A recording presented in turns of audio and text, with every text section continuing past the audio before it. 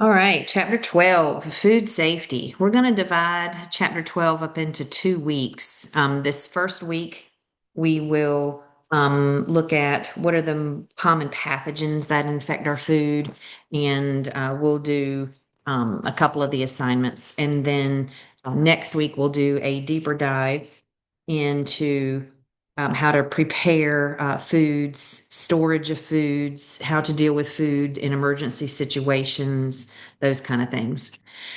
So today we'll focus on pathogens and what are foodborne illnesses and the more common foodborne illness pathogens.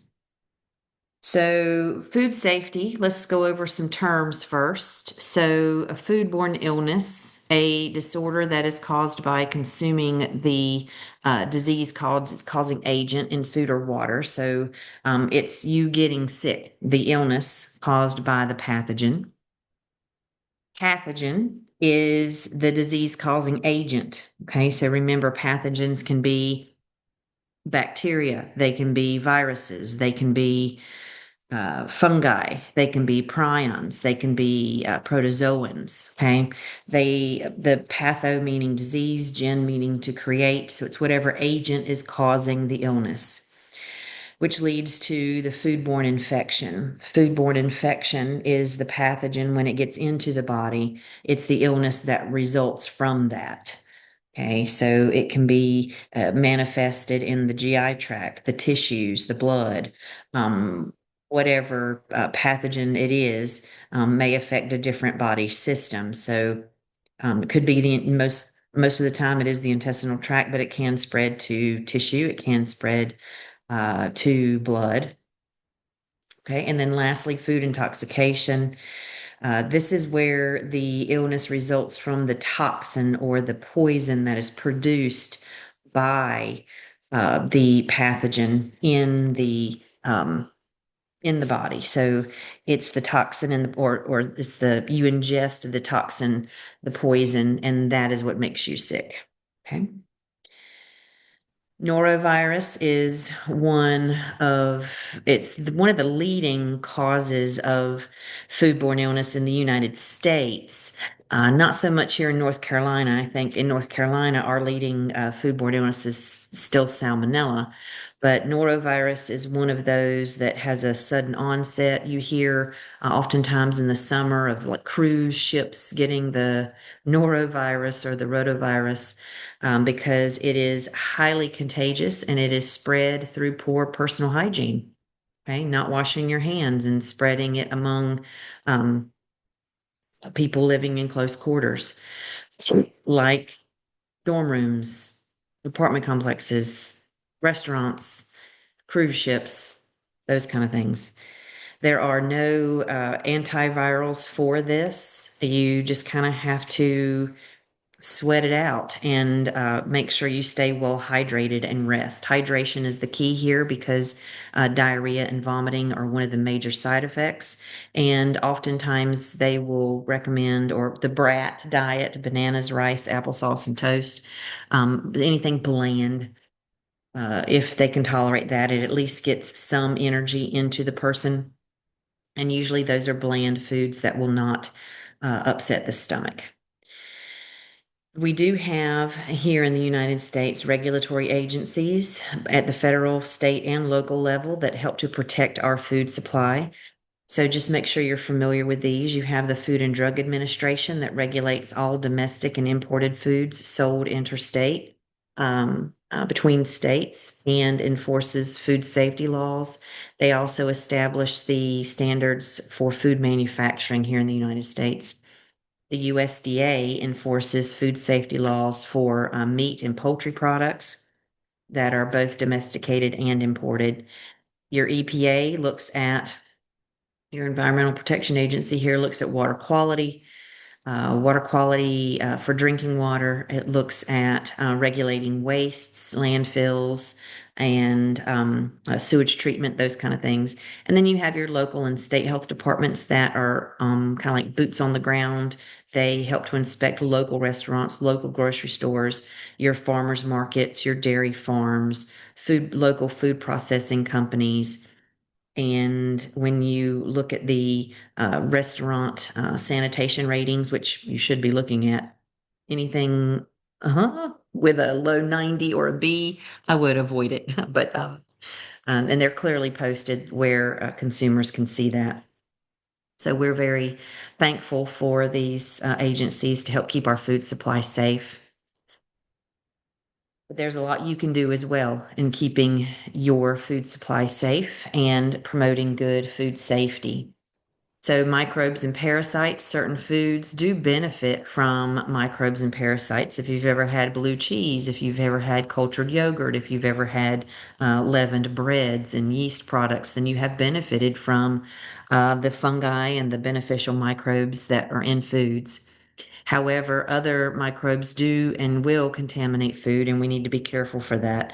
And just make sure that contaminants can be both pathogenic, they can also be physical components like plastics in foods or metal shavings in foods, or it can be insect parts or pesticides and chemicals that can also contaminate the foods.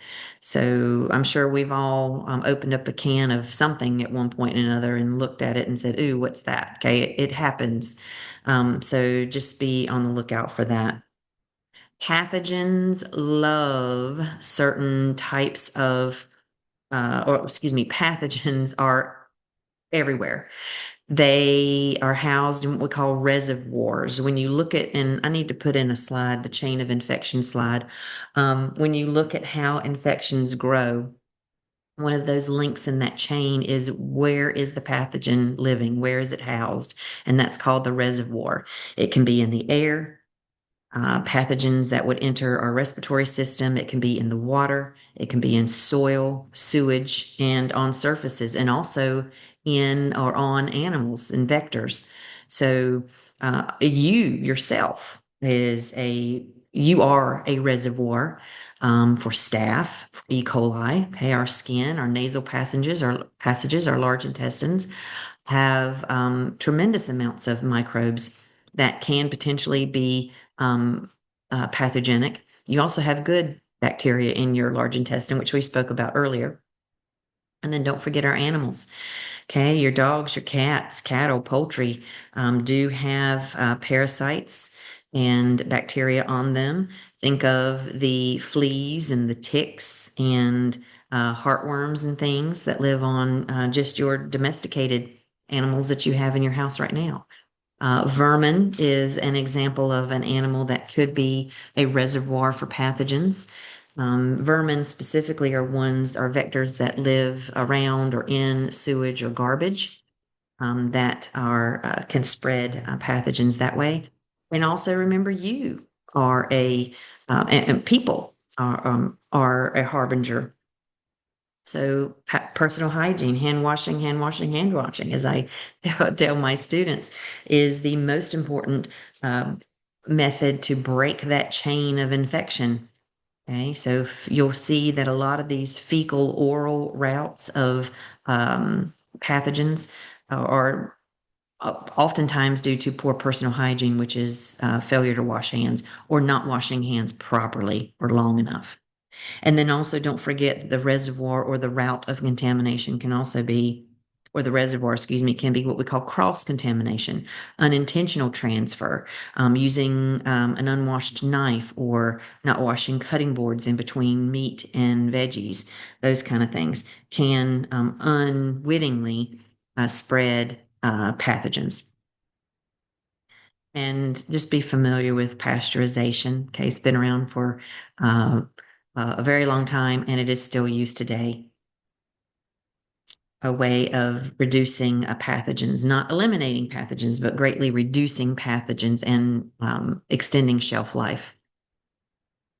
So, high risk foods, okay, pathogens love, or bacteria especially, love warmth, meaning the danger zone between 40 degrees Fahrenheit and 140 degrees Fahrenheit. Any foods held within that limit for what is it, about 2 hours, um, run the risk of microbes surviving and multiplying. So also they need moisture. They need food, okay, especially protein-rich foods. Some require oxygen, not all, and they love a neutral pH.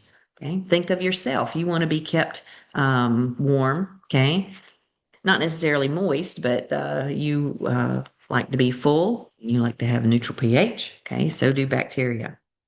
Some examples of high risk foods, your meats, your eggs, your dairy products, shellfish, foods that we would eat raw, and fresh produce that either do have skins or don't have skins, such as you see lettuce, cantaloupe, tomatoes here, and sprouts especially. So let's look at some of the high risk people who may suffer from foodborne illnesses. So remember, foodborne illnesses usually come about with nausea, vomiting, diarrhea, intestinal cramps. Most pathogens, unfortunately, have an incubation period, meaning you don't, the length of time in which can cause the signs and symptoms. The pregnant women, very young and very old, and people with serious chronic disease or cancer patients, or in other words, your immunocompromised populations are more susceptible.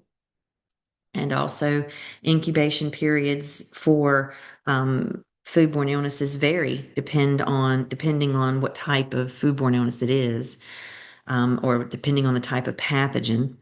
The quickest is, I think, if I remember right, Bacillus cereus, and it's, I think, 1 to 5 hours of onset after ingestion. And then the scary one, the longest one that I know about, is hepatitis A.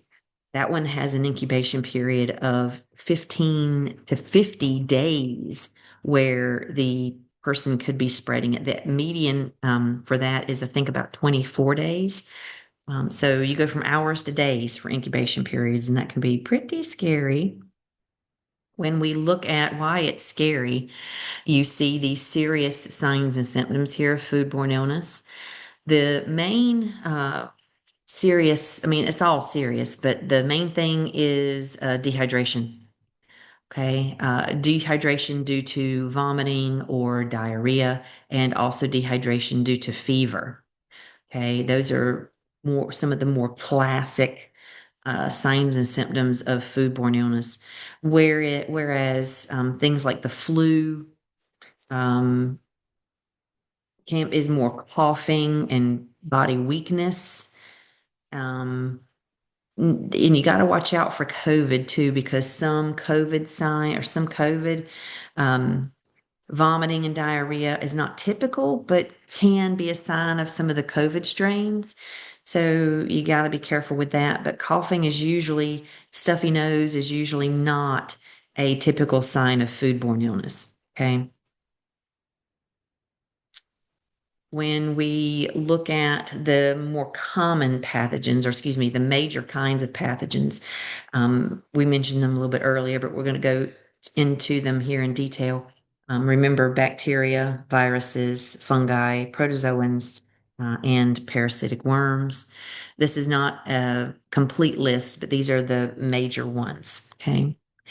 And bacteria is probably, well, bacteria and viruses. Yeah, those two are the most common in the United States. So let's look at bacteria for a second. Bacteria are simple microorganisms. They can live without oxygen. So they can live in canned or vacuum packed foods and packaging. You see some of the more common type here, Campylobacter. This is found in both water and meat. Okay, Clostridium here is one that is found in soil, and it's anaerobic. And it's one that you need to watch out for really all of these you need to watch out for, but Clostridium is one of those if you can foods, because it is anaerobic. So your home canned products, which we'll mention in part 2 and 3 of this chapter, you need to watch out for that. Think of the old bulging cans, okay? that is due to that bacteria growing inside the cans. Um, Escherichia here, this is E. coli, okay, or your E. coli. This is found naturally in the intestinal tract. So it's a bacteria that is in the intestinal tract. So there again, think of that fecal oral route. Then you have listeria. This is a pretty scary one that you hear pop up every now and then on food recalls, because it can be in your luncheon meats and your cold items. So it's one that grows in colder temperatures, like below 40 degrees, and like your cold cuts, your refrigerated yogurts, puddings, those kind of things. Salmonella is one of the more common ones here in North Carolina, and it may be the one that you're most familiar with. It is found in your chicken products.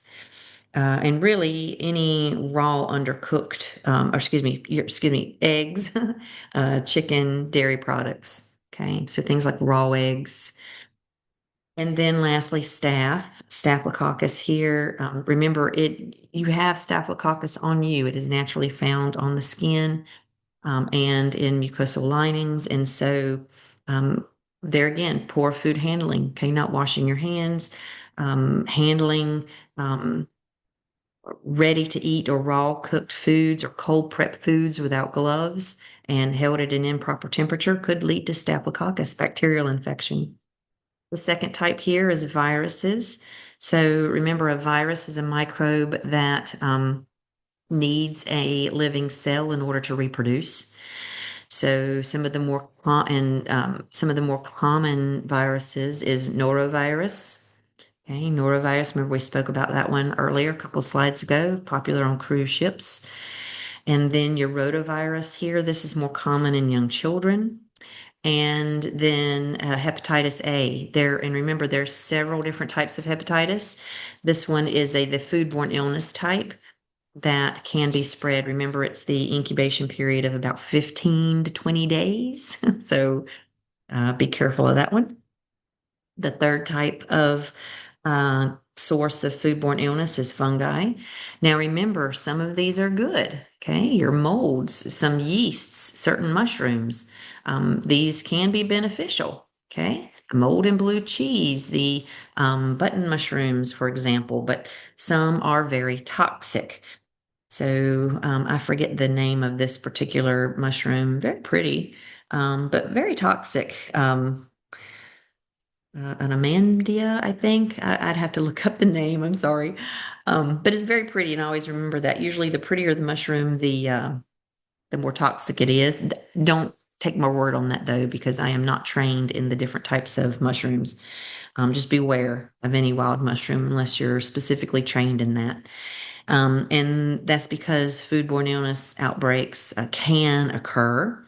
Okay, and you don't hear a whole lot of foodborne illness outbreaks with fungi, but you do hear about certain GI upsets and more of a low grade, just ugh factor when it comes to um, aflatoxins or the slow molds that may be growing in coffee. Okay. Coffee, aflatoxins, or mold in coffee beans, mold in coffee grounds. Um, then you have aflatoxins that can occur in your wheat, corn, rice. So remember, um, they need warmth, they need moisture, thus the humid conditions and the food, and they'll go to town. So you need to watch out for aflatoxins. And then lastly, we'll finish up today with protozoans and parasitic worms. So your protozoans, these are your single-celled microorganisms that mostly, not all, but mostly waterborne. And you see here the uh, Cryptosporidium, and there's also one, the Toxoplasma protozoan, that is not listed here, but I think it is in your textbook. that can be harmful to pregnant women. Okay, that can live in the intestinal tracts of some of your domesticated animals like cats. So, and can be, in their feces in the litter box. So you got to be careful with that when it comes to the toxoplasma uh, protozoan. And then lastly, your parasitic worms. So these are your worms and your helminths that live in the GI tract of the host. Okay, so, or can also live in the circulatory system, as in heartworms. But you have the parasitic worms that live in the host. So your trichinella here, and then your uh, anisakis here. This is your fish and sushi that you need to watch out for. Only get your sushi from reputable sources. And then trichinella found often in undercooked pork products. Okay, so we will end part one here and we will start part two soon. And we'll look at food safety, specifically on how to prepare food, handle food, and to prepare it, store it, and cook it. I think that's next. Yep.